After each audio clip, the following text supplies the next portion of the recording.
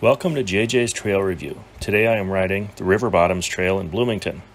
I started at the trailhead at Bloomington Ferry Road. The trail splits and winds along the river and even requires placing the bike on a raft to cross a stream. I turned around at the Lyndale Avenue trailhead, which is just west of 35W, headed back along the river, and ended up back at the trailhead. The ride was about 13 miles. Took me about an hour and 15 minutes and had moderate elevation change. So here I am leaving the trailhead and heading east along the river. You could go straight across the old Bloomington Ferry Bridge into Shakopee and points beyond, or you could go right, which would take you west along the river. But this stretch is the main part of the River Bottoms Trail. You can see it gets close to the river pretty quickly. And it has lots of these areas where it weaves and crisscrosses and splits where you can go around people or pass other joggers or cyclists.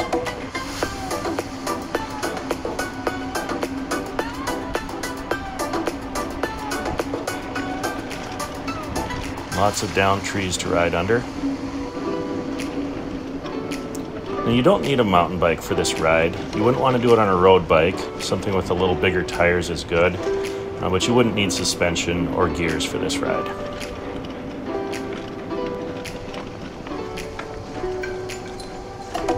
There are a few logs to ride over. Lots of beautiful views right along the river.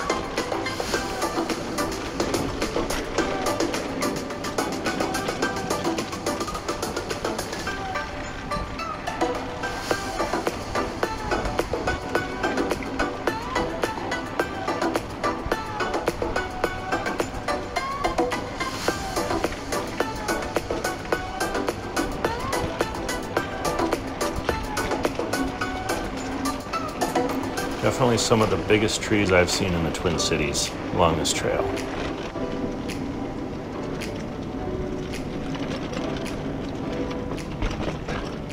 That was sort of a homemade feature there. There are a lot of those. You can certainly go around all of them if you need to.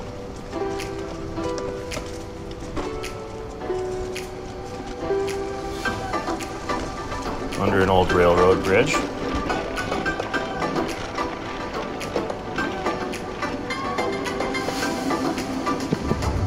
Lots of short bridges to ride over.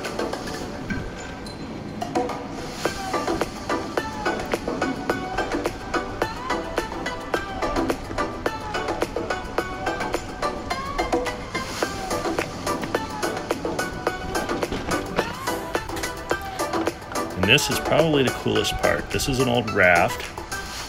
You go down these steps.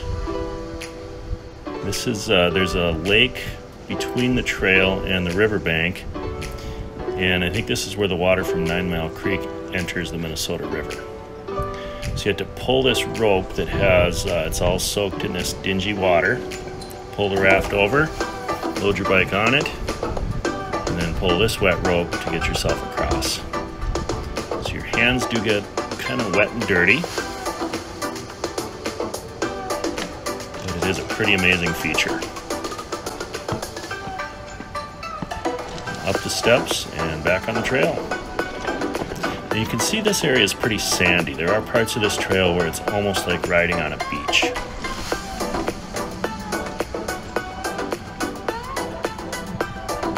See, I was having a pretty hard time there. This trail is also in the floodplain, so it's very prone to flooding anytime there's a lot of rain.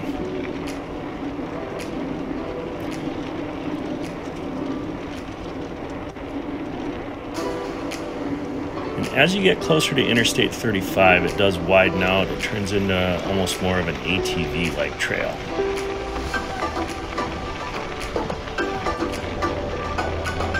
I chose to turn around at the Lyndale trailhead, which is just across Interstate 35W. You can continue on. I think it will take you all the way to Fort Snelling, although there might be a couple spots where you have to ride on some streets in Bloomington to get there.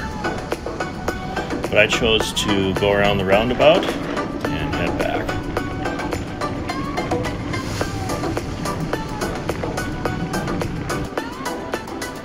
This time I took a slightly different path. I was able to go a little closer to the river.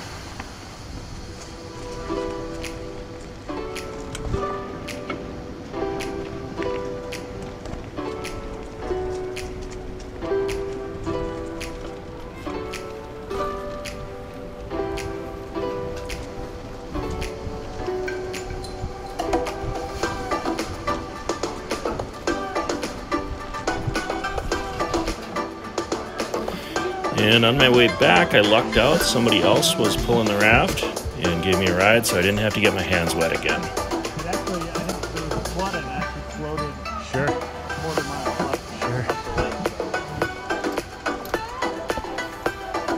up. Up the other side. Back on the trail.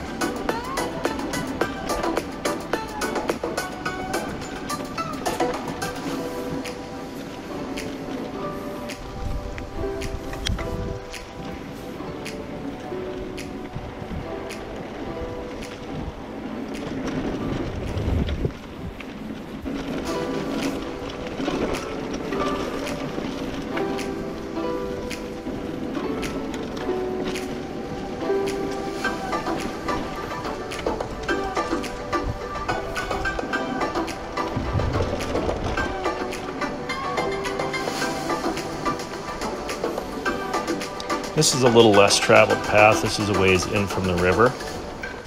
Lots of little areas like that you can choose.